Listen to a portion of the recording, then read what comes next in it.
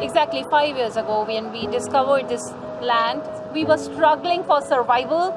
This was a barren land. There were these women who were dropouts from schools. They were widows, they were divorcees. We thought of creating something.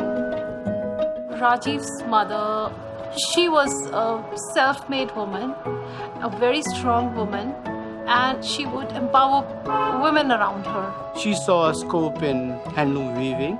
She started with one loom and she would get these women to come and learn. So brick by brick, we built up this factory. It started with empowering those women to be financially independent, but it has grown much beyond that.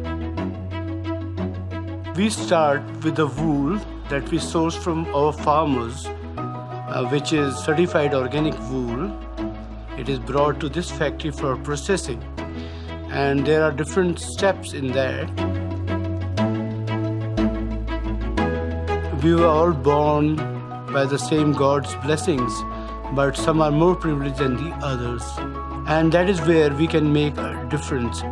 The vision of Avocado helps us to continue that effort in trying to empower each and every disadvantaged person.